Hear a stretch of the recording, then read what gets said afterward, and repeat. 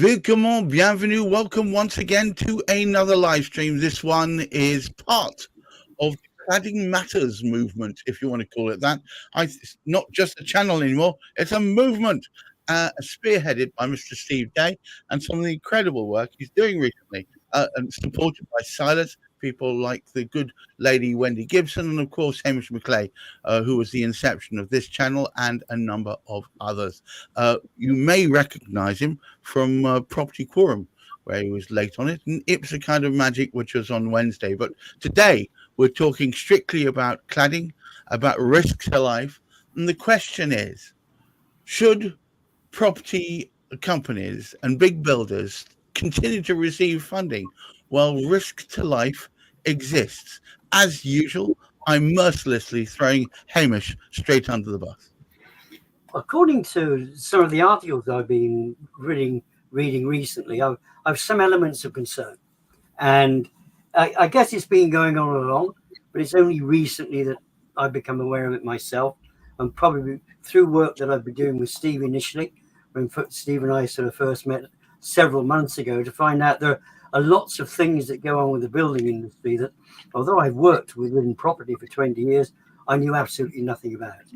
So thanks, Steve, for bringing my attention to this very, very matter to do with sort of cladding. Now, I'm fortunate that I live in a house. I don't need to worry about people above and below. It's just the next door that I have challenges with. Less said about that, the better. Yes, absolutely, absolutely. And I was hoping to print out a couple of statements, because what we've been able to do over the last several weeks, several months in our discussions is to attract the attention of people who are not directly involved themselves, people sometimes we don't even know, who actually sort of make comments relative to what's actually going on, now that they're beginning to pick up an understanding of the serious nature of what is going on in the background. Now, I haven't been able to print those out because I was hoping to read them. I'll do those next week. I'll make sure I print them off during the week so they're available. However, what drew my attention to this particular topic was seeing that £160 million had been given in funding to a company called Barratt PLC, whatever they choose to call themselves, in an attempt to build goodness knows how many other properties, whilst we still exist with serious nature. I mentioned Barratt because their name was mentioned in this particular sort of article, saying that they received this 160 million along with others. However, and it's not, we must get this right, it's not just Barratt. There are a number of other, and probably if we were to take the top 10 of recognized builders in this country as being the big builders, we will find serious responsibility within those relative to the cladding situation, which is going on with both identified and as yet unidentified flats in which people are living at risk.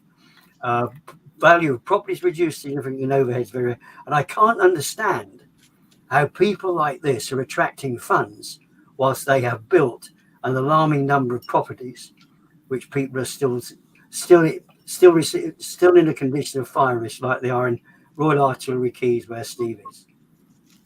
So I just want to inform all those present that I'm feeling in a mischievous mood, and I've decided to take a contrarian position to pretty much everything. So I'm going to start with Steve.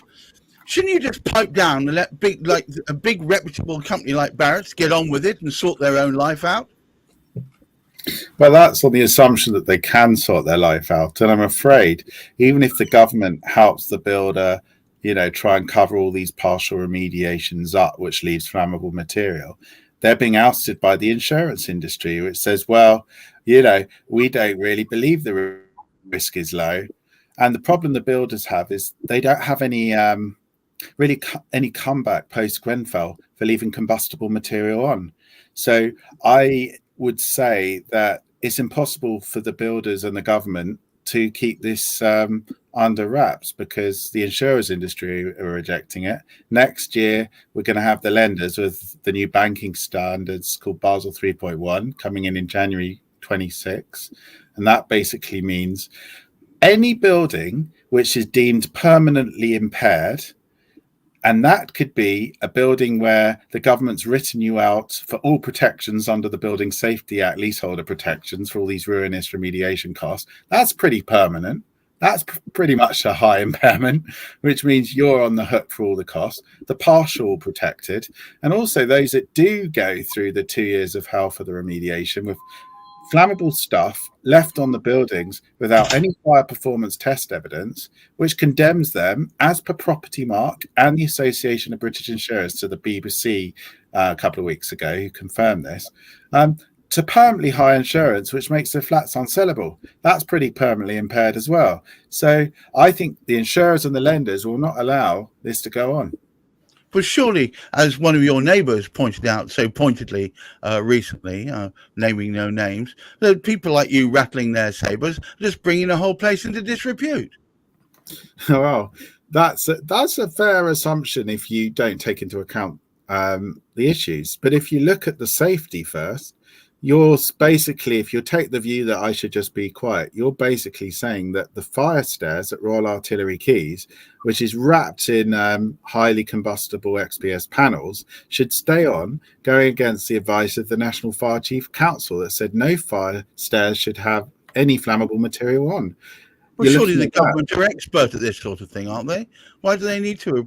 They've said it's fine. Why isn't that good enough?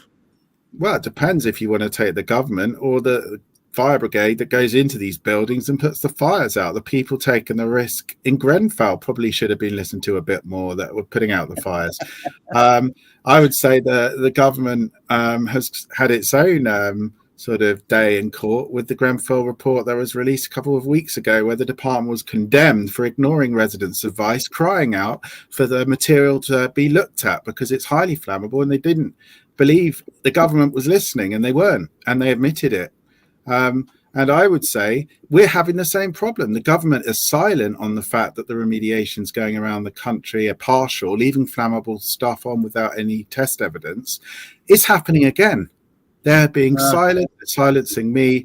And as a result, I am being vilified by a small proportion, fortunately, of people that don't think I should do anything about it and just let the risk continue. But I would say this is a national issue and it needs to be resolved. And you never know, one of those neighbours might be unfortunate safety-wise without going into any more of it than that. But that's what I'll say. If the people at Grenfell had the chance the day before to have someone stand up and say, no one should be in this building is unsafe, the cladding is dangerous, wouldn't they have listened to me if they knew 24 hours later 72 of them be dead? And that's what I'll say to anyone else. I mean, I'd like to say yes, but I think hindsight might say no. But yeah, but if you knew in certainty that you were going to die, then you would have listened to me. And that's Silas, I'm going to stop being. I'm sorry about that, Steve. Anytime, man. No, not at all. So, Silas, it just appears to me, I was chatting to Michelle. We all know and love Michelle, who's been our favourite quantity surveyor, who's been talking a lot of sense.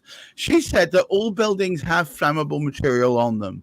It's just the way in which it's presented is so there's sensible fire breaks, so that it cannot spread. So, surely having some level of fire inflammable material is normal.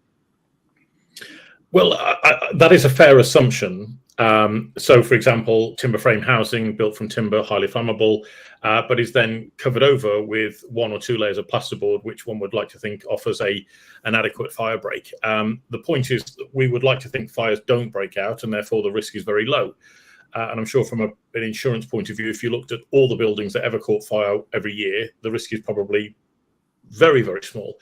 The problem is it's when that thing happens, when the fire breaks out, and then the speed and rapidity within which that fire spreads is really the issue I think that we're trying to address here. And from what I'm understanding from the materials that's being used, not only does this fire spread very rapidly, it's very difficult to bring under control. And not only that, if I understand from what Steve had said previously, when this stuff melts, it kind of cascades down the building in a kind of causing more and more of an impact on the fire. So you end up with not just a small fire that's either easy to bring under control or is easy to put out. You end up with a very rapid spread of fire, endangering more life, completely throughout the building. So from being a small self-contained area to potentially the whole place catching fire, and then taking hundreds and hundreds of firefighters to bring under control. So I think you can argue proportionality, and I think there is an argument for proportionality, but the counter to that is, what's the consequences of the proportionality that's been brought to bear here? And I think it's far too big a risk to allow this material to continue to be used in buildings. In fact, it's now being banned in buildings, from what I'm understanding, and that is testament to the work that Stephen and the Building Safety Scheme have been doing so far. But also, we now need to look at protecting those that are already in buildings that they've invested their life savings in, they've took a mortgage on, they propose to live there for the rest of their lives, potentially pass it on to their future generations, and now those properties are being now practically worthless. And I think that's far too much of a risk for anybody to bear. Wendy, in a world where decent housing stock seems to be A, at a premium, and B, disappearing rapidly, isn't there a danger here that if we rattle our sabres and get the world to take notice, that we're going to find more and more of the available stock actually is unusable? That might be the case, but would you rather live in a home that you know is completely safe, or would you rather live in a home that you feel that you have to sleep with one eye open?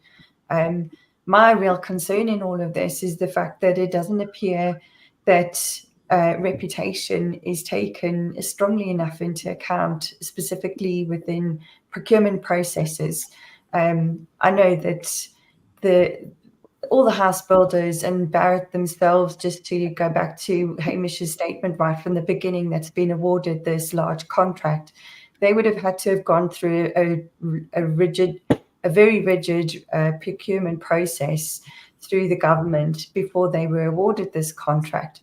But I do ask the question as to why reputation isn't scored significantly higher on this procurement process, that they can get awarded such large contracts, yet still put people's lives at risk.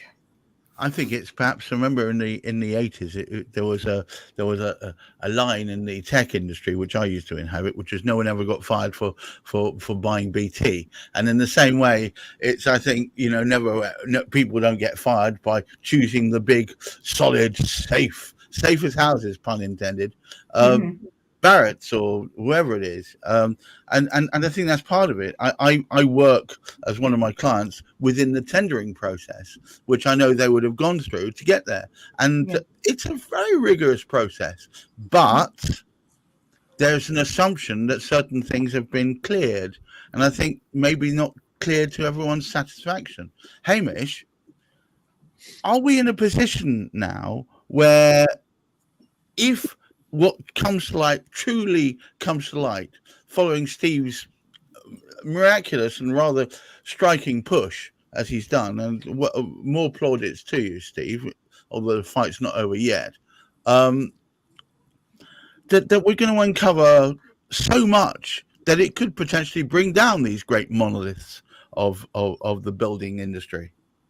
Well, I don't think there's a likelihood of them actually sort of being brought down. I mean, sometimes we speak about sort of 4 elements. Some people would add that there's 5 of those elements.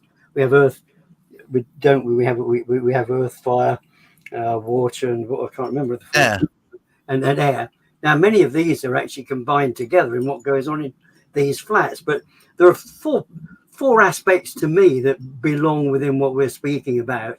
One of them is a very, very sort of straightforward one, because it's to do with profits. One of them is life, which is absolutely vital, because if we don't have people living in these places, there's no point in building them in the first place. But there's a couple of other matters that we actually sort of come to as well, which is, if you like, whether people actually sort of want to live there or not. And then, of course, we've got a situation.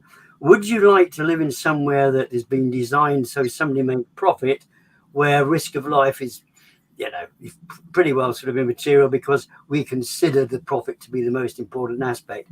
And sadly, if we were representing purely what was going on with Royal Artillery Quays and one single particular sort of company, it might be a different matter. It might be saying, oh, we're just getting it. We are really guessing at what has been profound within this industry for a number of years that has not been brought to the attention to the general public. I would imagine journalists are aware of it because it has been spoken about on different occasions in the past.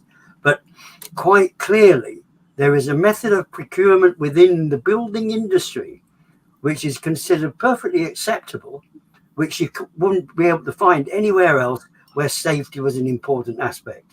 And I think this is one of the great things. I do like the way Wendy actually brought that to light. I think that's one of the advantages of having a few intelligent people about me, because they say intelligent things which hadn't actually sort of come to mind at the time. A few intelligent people about you and me, of course. Don't forget. Oh, no, sorry. Yeah. But I mean, within I know very much about the engineering industry. I've worked in that for a number, and we did take very seriously what we did. We used to work on a sort of basis that, in fact, particularly when I was working with Unipart, fascinating company, very different company now, but we worked on a process called 10 to 0, which was very cleverly worded, 10 with a D on the end of it, 10 to 0. And we would look at manufacturing faults within the components that we were putting into motor vehicles. And the whole object was to tend it down to 0. And it was incredible, the achievement that we were able to obtain over the time period I was working with them. Now, that doesn't happen. Nothing like that seems to happen within the building industry. And I think we do need to look at, we need to get government to look at, we need to look regulators to look at, we need to get building inspectors to look at. There are so many people that need to look at is what is going on with the building industry before somebody turns around and says, oh, you can have 500,000, you can have 2 million, you can have 20, you can have 160 million. We know you build unsafe properties, and if you get away with it, you will. However, we'll give you 160 million anyway. I think there's something seriously wrong there. Well, and Steve, I believe before you get into it, I want to point out the fact that you've been in touch with the Today Show. Is that yes. Right? So basically, well, we've been briefing quite a few journalists. We've been featured on page 21 of the Mirror today. We've been on the BBC National News, Channel 5 National News in the last 2 weeks. We've also got a few other little things going on.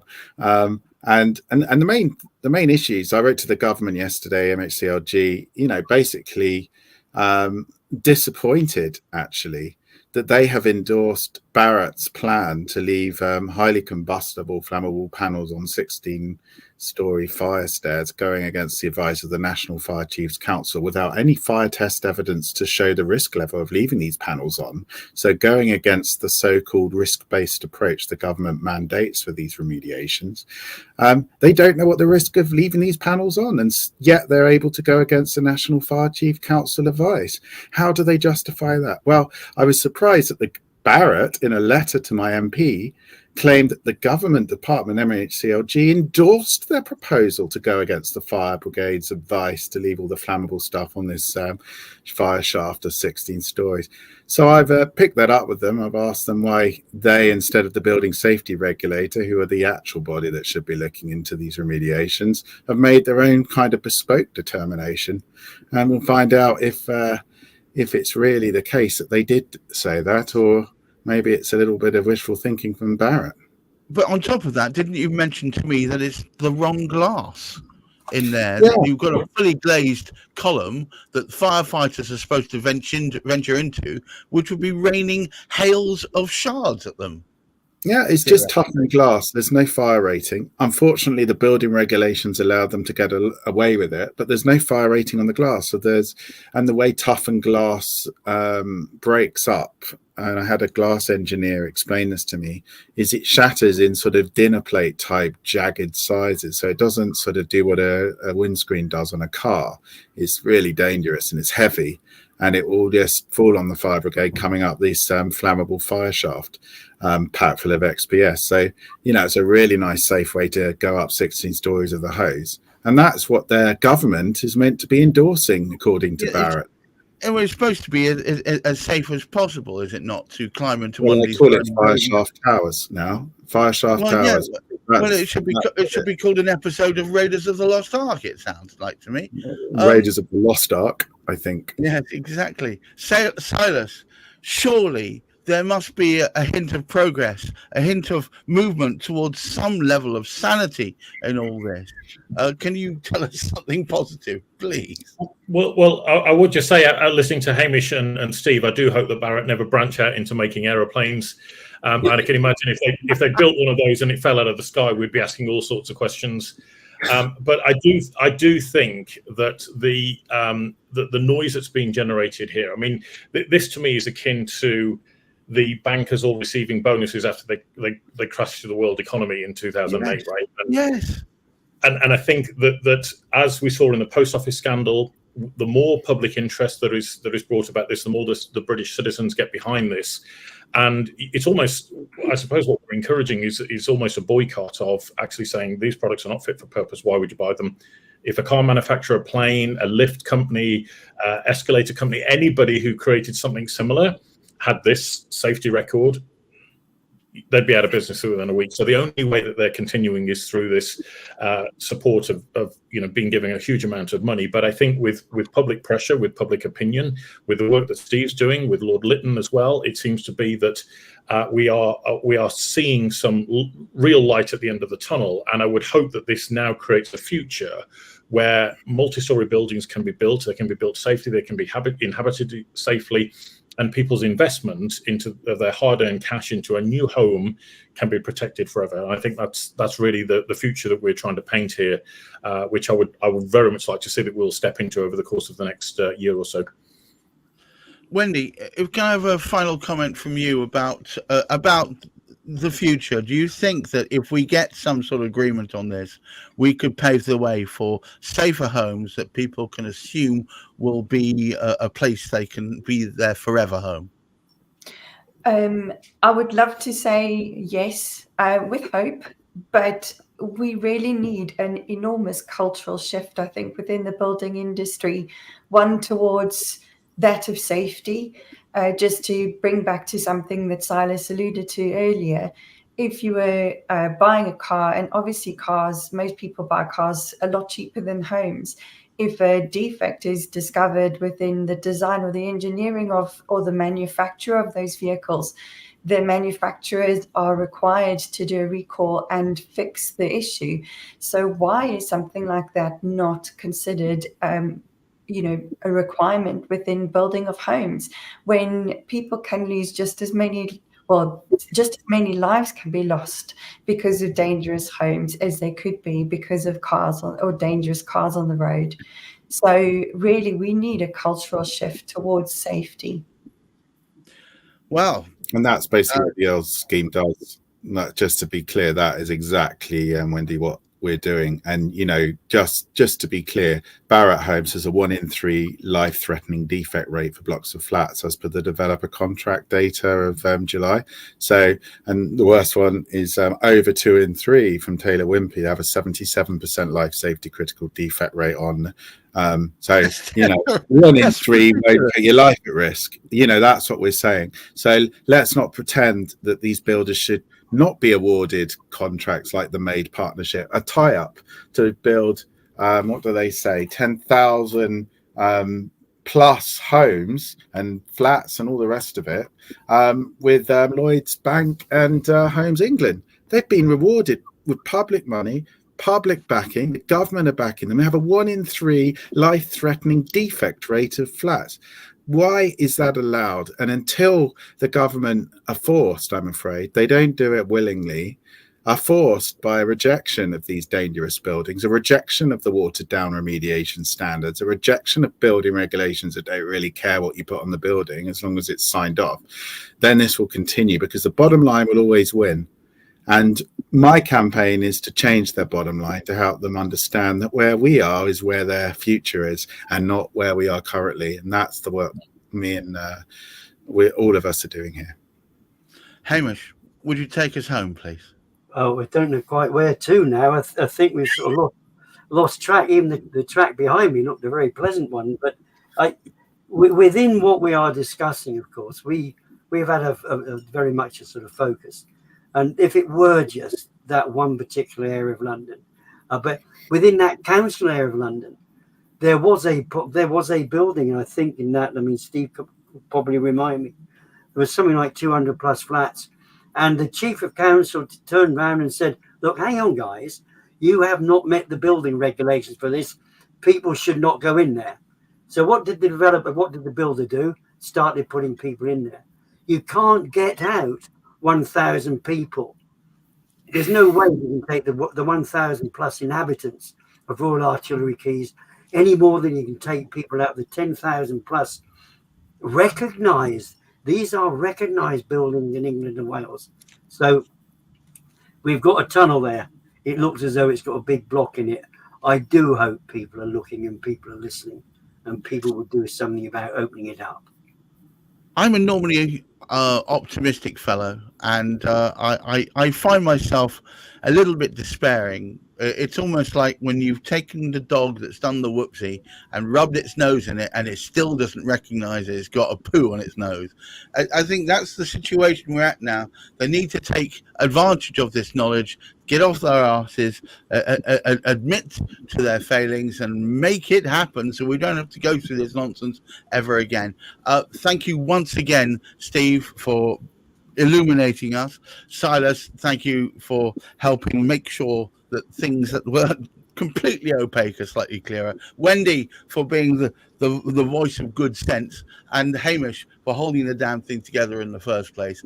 And to you out there, please, we do have positive contributions to be made. If you see posts going out talking about this, repost it. More people need to see it, the better. And watch out. This is a needless situation that should be rectified, and hopefully in 6 months' time we'll be looking back and saying, wow, what a storm in a teacup. We're not there yet, but hopefully we can get there. All of you, keep your feet on the ground, keep reaching for the stars, but look after that mental health as well, especially in these troubled times. Until next time we meet, goodbye and have a lovely weekend.